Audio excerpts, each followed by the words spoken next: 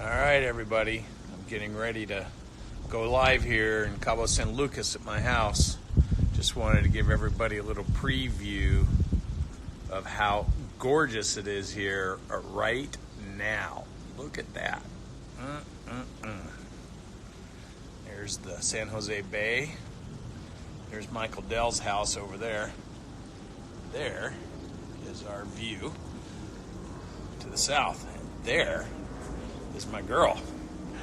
All right. So let's see how to flip this thing around. Do I just touch it? Double touch it. All right.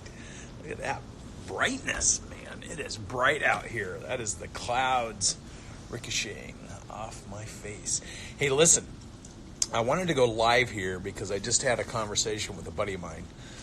And this guy has been trying to break through and build his business now for the last 10 years.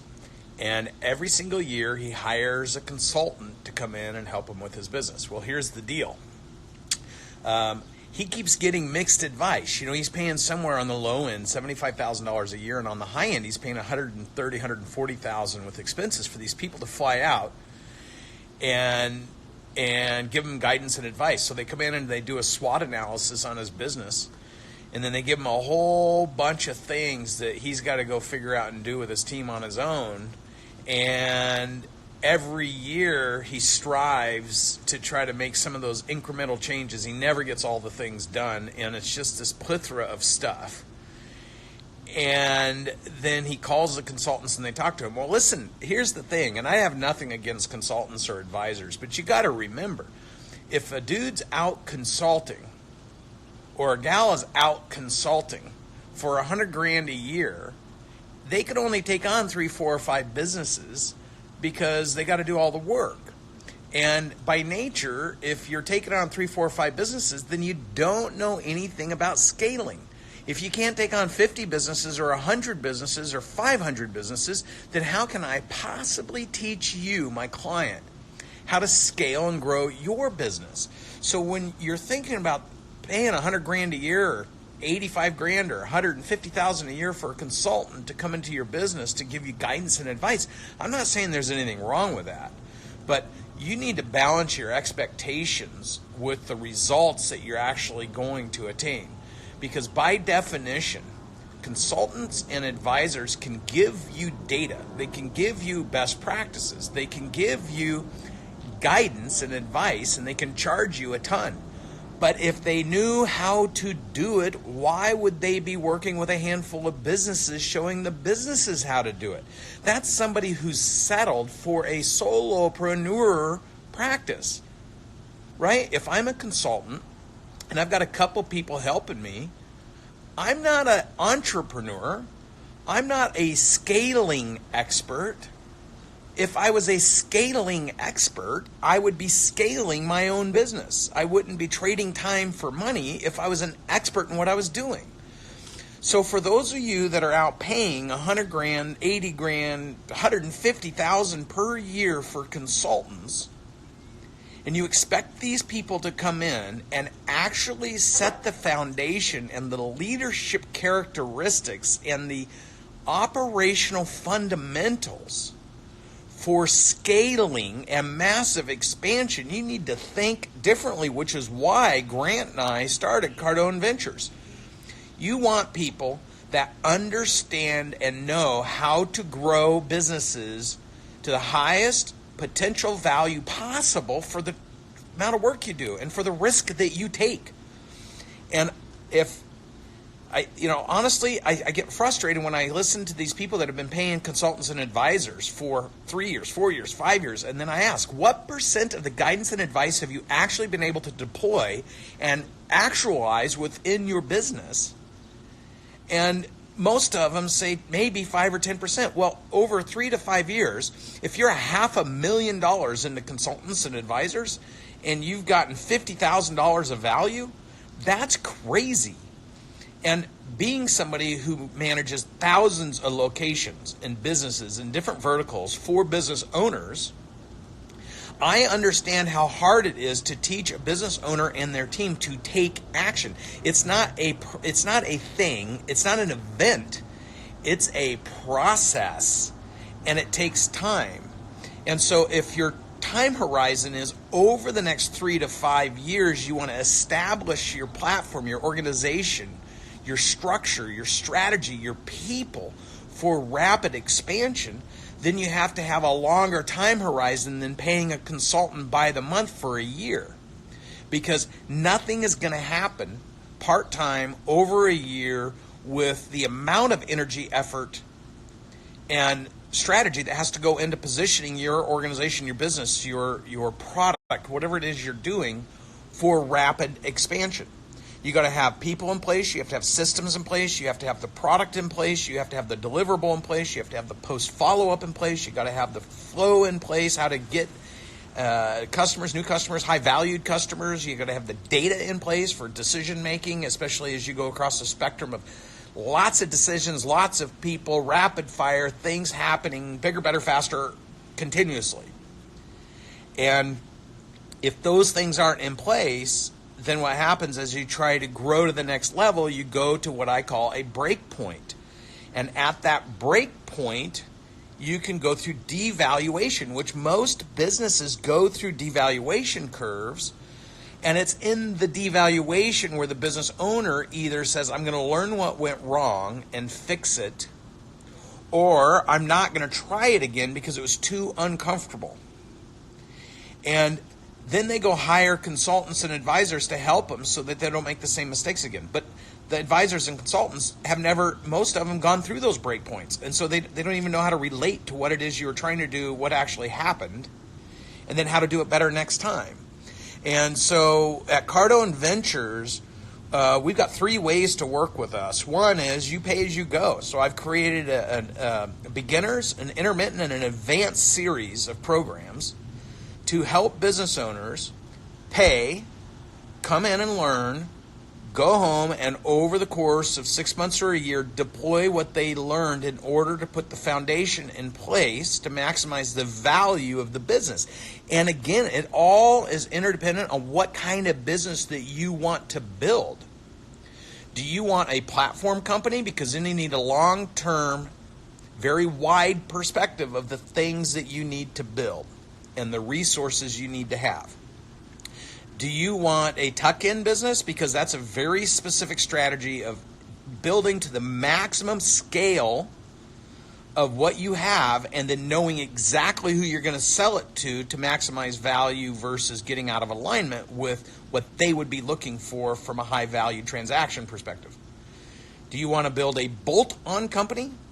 A bolt-on company would be built completely different, and it would be done with the intentionality of knowing exactly who you would transact with or sell to in order to bolt onto their business. Or do you want to build a cash flow business? And if you're building a cash flow business, that has a whole different set of parameters, because the whole point is not only trading your time for money to generate cash flow, but to create enough leverage in the business to where your cash flow can pay you even if you don't show up. That's being an investor with a cash flow business. So the difference between being a business owner, a doer with a cash flow business, is trading your time for the money. Being a cash flow investor means at some point you're getting paid and you're not necessarily having to show up every single day to make it happen. So those are 2 different businesses, and how you approach structuring them is important. So when you think about growing your business, you think about, if I'm one realtor, if I'm one mortgage broker, if I'm one salesperson, if I'm one of anything, I'm a solopreneur. If my intention is to build that one thing so that I don't actually have to be there all the time for all the little things necessary to do it, then I build a system around who does what, so I don't have to do it. So what I do maximizes 100% of my effort for my time, because those are the things that are most important to get the transaction done. And I build a team around me that can take care of the minutia, the small detail, although important. I'm not saying it's not important, but it's the smaller details For example, flow, conversion, retention. If my highest value to whatever it is I'm doing to create cash flow is being involved in the conversion side, then I'm smart about hiring people to take care of stacking my flow so I can convert. And then in the retention side, I put a team in place to make sure that there's always letters going out. There's always phone calls. How you doing? What's going on? Are you thinking of a change? Or are you looking at a new prospective property? Are you thinking of expansion your business, expanding your business, and thinking of buying a new building? Like the making sure I'm in tune with my existing people I have a relationship with. So I would have somebody on the front end, and of course, Cardone Kern is exactly why Grant and Frank started Cardone Kern, to be on the front end. So if they're generating the flow and you have somebody stacking your appointments so that you can convert at the highest level, then you have somebody taking care of your conversion, then you have more time to do more conversion of your customers, and you're not doing the flow and the retention side. So you can have a business that's paying you a ton of money, trading your time, energy, and effort for money because you have people that are taking care of all the details, including somebody doing your accounting, so you're not sitting there spending 14 hours a week trying to figure out how to put receipts into QuickBooks when you don't know how to use QuickBooks. Like, that doesn't make any sense. Pay somebody $500 a week, come in a half a day, and keep your books clean, right? Keep them precise. It's a core discipline. So depending on the kind of business you're building and depending on what you want to achieve through your business, that would determine then the kind of guidance and advice you'd want to listen to. So listening to guidance and advice from people who don't do what you do, a lot of these consultants, the first question you should ask is, how big a business have you built? If I'm going to pay you $100,000 a year to come work with me, to teach me how to build my business, then I need to have the confidence and awareness and understanding. My duty as the person paying you is to ask the question, what is the biggest business you've ever built, and why aren't you still running it and generating cash flow from that business versus just making a living by trying to guide and advise me on how to build something you have not yet potentially built? Ask the right questions. And the reason that Grant and I wanted to start Cardone Ventures is because we're so tired of people that are giving. Just had somebody join me. Let's see. He should be joining. There he is. What's happening, brother? Hey, what's going on, man, Brandon? Where are you calling from? Canton, Mississippi. All right, Mississippi. That's awesome. What do you know? Yeah, I'm part of a software company down here in Mississippi. So I thought I just wanted to hop online here and kind of talk to you a little bit. I know last live, I know you're talking about 4 different type of company and stuff like that. That was kind of cool. So yeah, I don't know. I just wanted to send in a request. You just wanted to see if I was gonna grab you or not. Yeah. So I was like, okay. I was just out here. So I was like, okay, let's just send in a request. Maybe you accept it or not. Yeah, so I did. So do you have any questions? No questions. I mean, I just kind of hop on and then you kind of lie. I didn't really get a chance to really listen to what you were saying at first. But I just want to say, like, you and Graham, like, keep doing your thing. I really, love what you guys are doing out there. So thanks, brother. I appreciate that, man. And I wish you much, much success with your technology business. So what are you guys building technology to do? So we are more of a software development company. So we help startup, a lot of startup build their apps and stuff like that. And we work with a lot of manufacturing companies to help them build with their software development. That's kind of main specialty right now. Custom mobile app, software developments, and some website, but more of those, high traffic website. Most of the goal is a lot of more security website, making sure they're not getting hacks and stuff like that. That's kind of our main focus right now. Yeah, trust me, dude. I get hack emails inside of our different businesses on a global basis. We all get pinged every single day where it looks like an internal email for wire transfers or for authorizations, and it's all hack shit. It's just crazy. Yeah, it's crazy. So yeah, we work with a lot of those big companies where we make sure their website's not hacked. Those like millions like visitors a month. Have you heard of uslegalform.com or US Legal? Yeah, is that where you can go on and download your own documents? Yeah, form. Yeah. Yeah. So we helped build their website back in the old day before Google even exists. Wow. So we're making sure their websites are secure and stuff like that. So cool. Well, keep up the good work, man, and go back and listen to the whole live stream. It might help you with your business. All right, awesome, man. Hey, say hi to Natalie. I saw her out there. Yeah, right here. You say hi. Hi. All right, brother. We'll say, hopefully we'll see you at GrowthCon or one of the boot camps, huh? Yeah, we actually was out there in the last one, but we plan to go to the next GrowthCon in Vegas. So we'll probably see you next February. Sounds good, brother. I look forward to it. All right, awesome, man. Thanks, man. Take care. See you. All right. So listen, going back to what I was talking about, getting consultants and advisors and paying them, 50. Look, if you're going to get a consultant, you're paying 50 grand a year, you're wasting your money already. If you're paying 100 grand a year and you're getting someone to consult on something specific, like this guy just talked to, we're getting hacked. We need somebody to come in and tighten up our technology. We need somebody to come in and make sure that our website and our internal systems are flawlessly integrating without people intruding and disrupting the business. Okay, so that's one kind of consultant or advisor that you can hire. I'm not talking about those type of consultants. I'm talking about business consultants and advisors on how to grow and scale your business.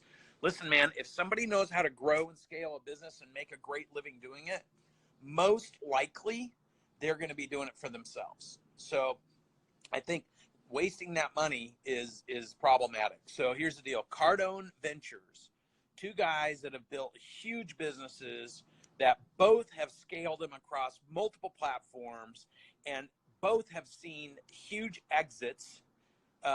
Both Grant and I, we understand how to structure and establish businesses, and we've created the 3 ways to work with us. Pay as you go, develop yourself, develop your team, and then come and learn the new things, get those things in place. Makes it inexpensive. It makes it very educational and robust, and it gives you the tools necessary to position your business for growth. And then 2 and 20 will actually come along and help you do that if your business is over $5 million of revenue. And then we have a private equity group that we've started, but those are to take active investments in already businesses that are already in a position for rapid expansion and growth, where we can come in and help them do that. If you're paying 100 grand a year in any vertical to consultants to guide and advise you on how to build and scale and structure your business, save your money and come to my beginners, intermediate, and advanced programs. You can go to cardoneventures.com and register. If you're a dentist, if you're a chiropractor, if you're an optician, if you're in the hearing care space, if you're in the whatever space, if you're a physician, if you're running an automotive company, if you're building a technology company, I don't care what you're doing. If you're own an HVAC or electrical business or a roofing company or a lawn care business, it doesn't matter to me what you do. If you're excited about robustly growing your business the best, most profitable way possible and protecting your investment of what you've built, and you want to be able to pay for guidance and advice that can strike at the root of the problem and help you develop your skill set as a me, then we leader in order to move your team to the next level of success so that you can create either a cash flow business or an equity valued business, because those are different. You can learn the biggest, best, and fastest way to do that. So what about a construction attorney from New Zealand? That is a great question. You know, Grant is going to be in Australia and New Zealand, by the way. And you should go check him out. Someone's coming on live here. Hang on a second. I don't want to avoid that question, but I want to see who this is.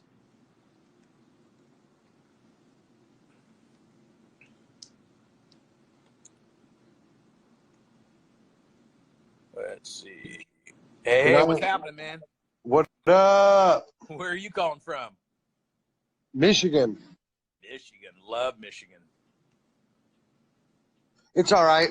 It's looking hot here. Yeah, well, that's that time of year. You got to love the Midwest. Yeah, but all right, so you're talking about like businesses and all that. Yeah. correct? Yeah. All right. I'm currently thinking about buying a restaurant that I work at. It's a small diner, seats only about 40 people. But I'm just like worried because people don't like to work. You know what I'm saying?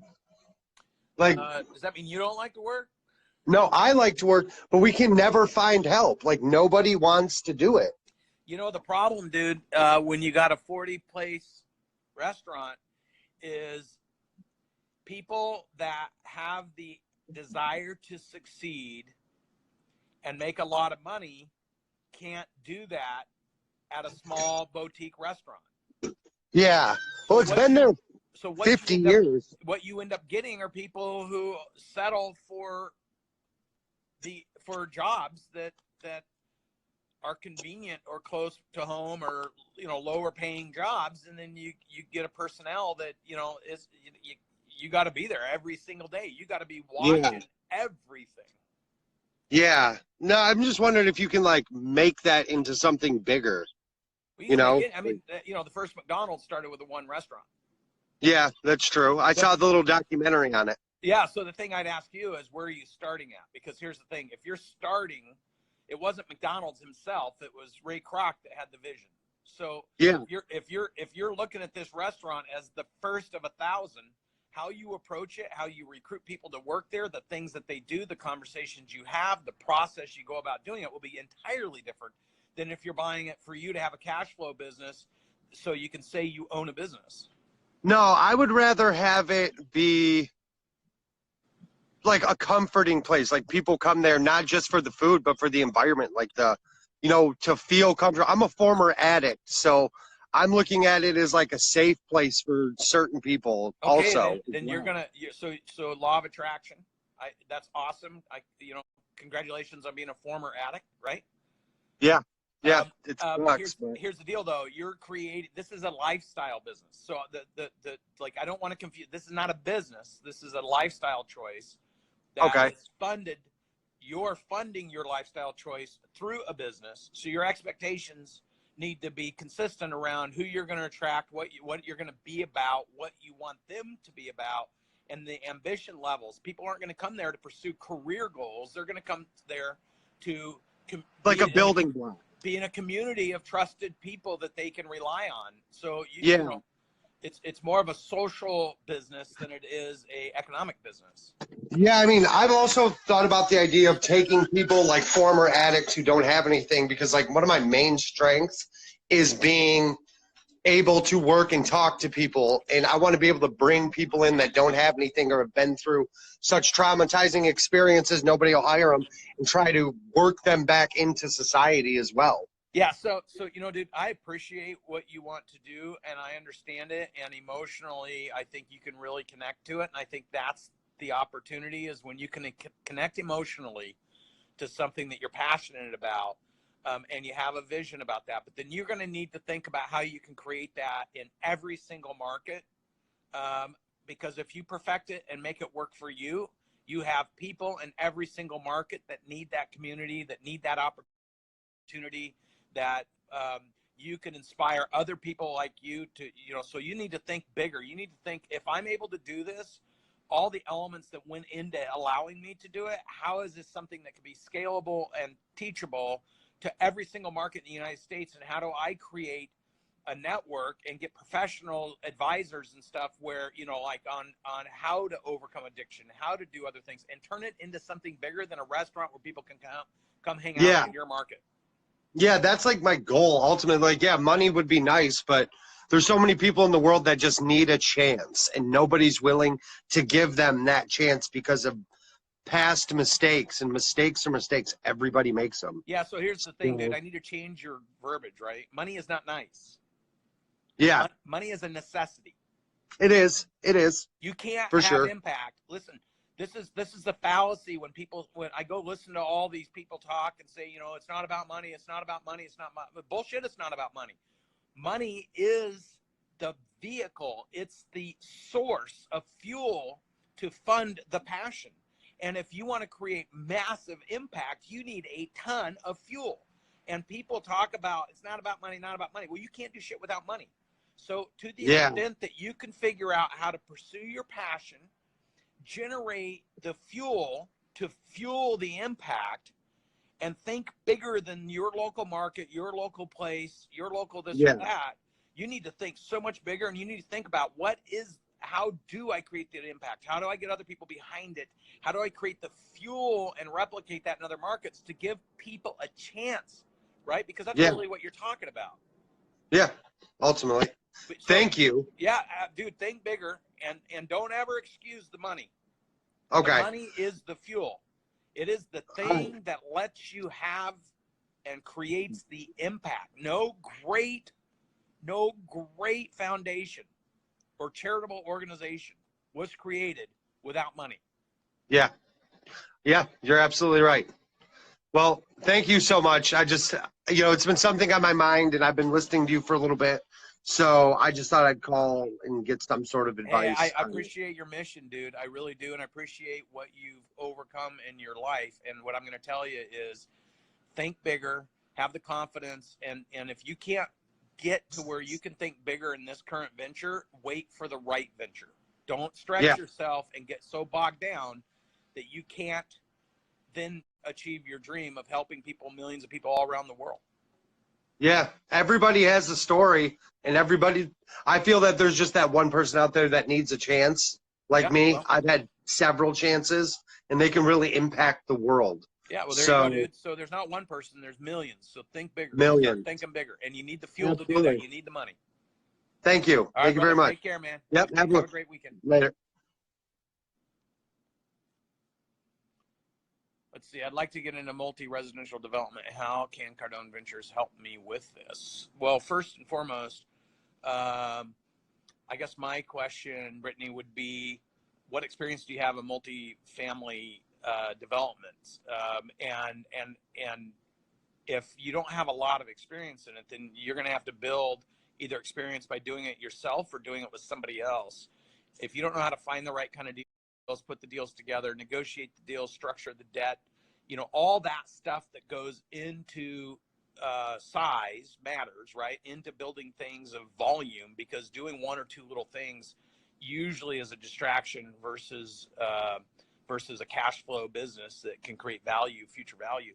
So, if you're trying to build a business and so you're selling developments. So I think that's fabulous. The question is, though, during the process of selling those developments, why haven't you made it purposeful and intentful to establish relationships you were selling those developments for, so that you could go find deals and partner with those people because they already have the confidence that you know how to sell the development. See, people, when you're going through the motion of doing your business, if you're thinking bigger, you're thinking about, okay, if my goal is in 5 years or 10 years to be the developer or to be acquiring developments, then I'm going to start connecting with everyone while I'm doing this work and sending the message, I'm dead serious, I know what I'm doing, I'm an expert in what I do. And then you go find your first deal and you bring them in as partners because they have the confidence to back you. And you need to be thinking that way, because going from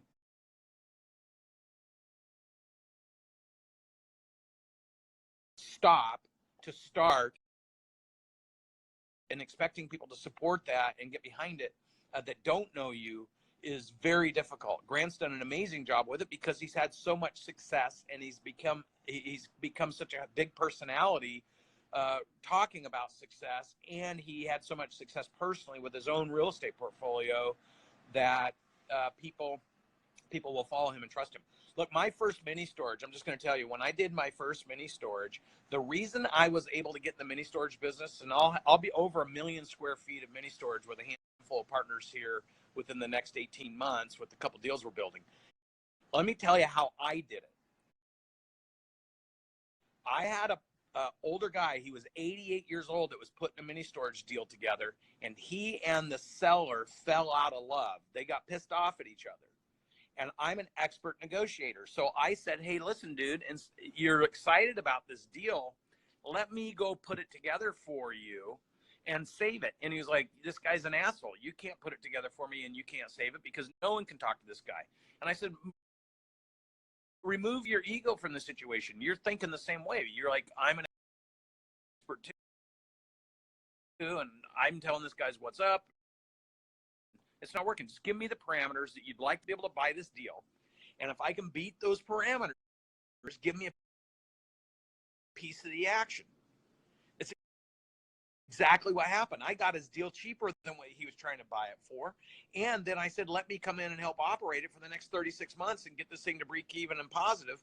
And I ended up picking up millions of dollars of equity just by using my talents of negotiation, because I knew how to solve other people's problems and I put myself in play. That is how you get into things where you don't have the financial resources to do it. But to go walking in blind and say, hey, I've got some experience here to do this thing, expect people to jump on it and back it, that have a lot of money, they generally ask the question, what do I need you for to do this? So they do it themselves.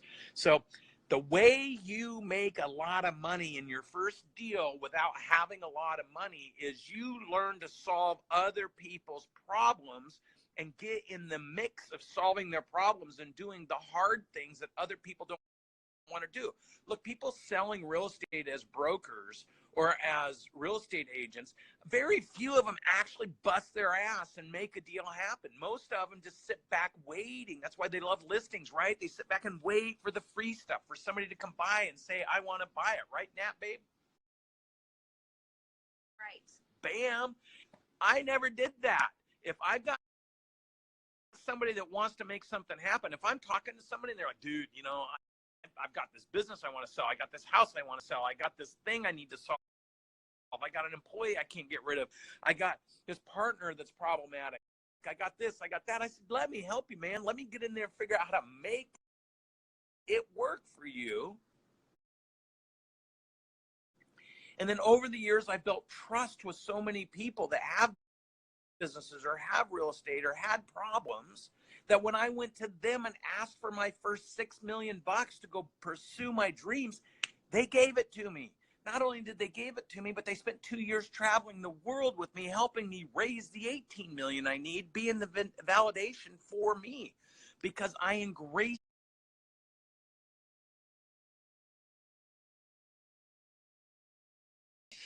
myself to them. Here's my advice and tip for the day. Besides, don't waste your money hiring consultants that are coming in and guiding and advising you on things that they don't know how to do, or they would have already done it. Ask the good question.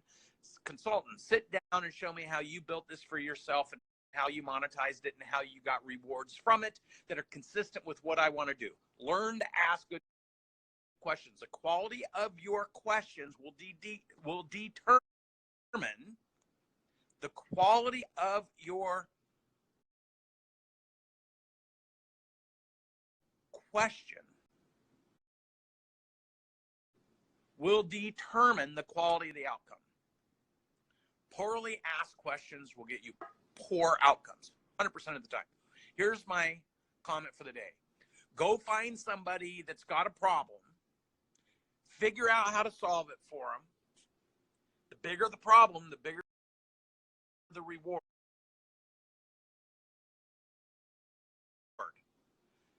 Figure out how to solve it for them, and then figure out how many people like that have the same problem and go solve it for everyone. You know how many times I got hit up, or how many times I get hit up for people to handle my Instagram account? They're going to give me millions of followers, billions. Actually, can I just read you this message some guy just sent me? Hey, hang on. She's going to read it. You know what? Nice. The first thing I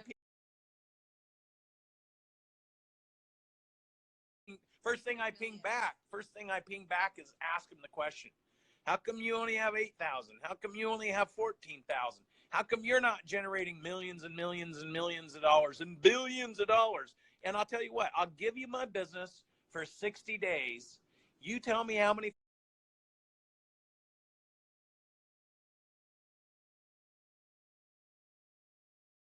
followers you're going to get me. I'll give you my business for 60 days at no charge.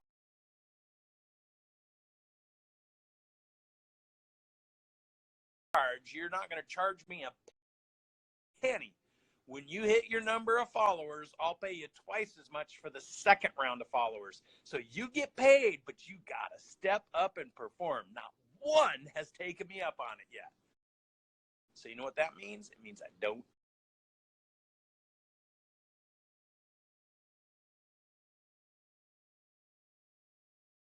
Trust him. Read it for me.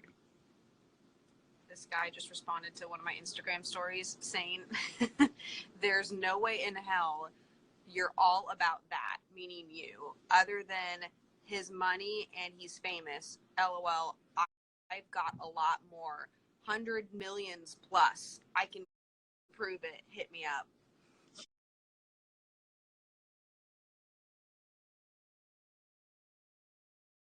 Yeah, I'm going to hit him up because maybe if he likes her, he not like me.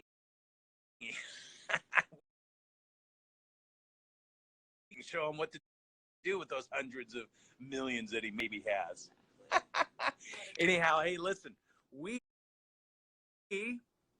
are down in Cabo San Lucas where the view is stunning. This is my house. This is what I get to see while I'm talking to all you amazing people. This is the bay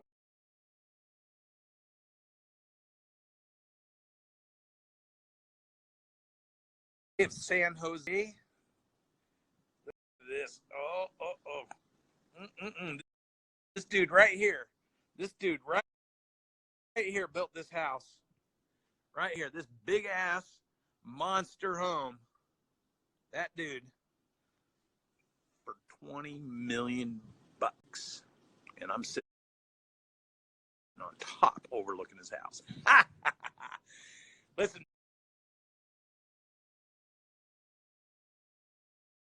And everybody have a phenomenal weekend. I hope this guidance and advice was helpful for you and to you. And if you have any other questions, catch me on the next Insta Live, and I look forward to catching y'all on the turn. See ya. Have a great weekend.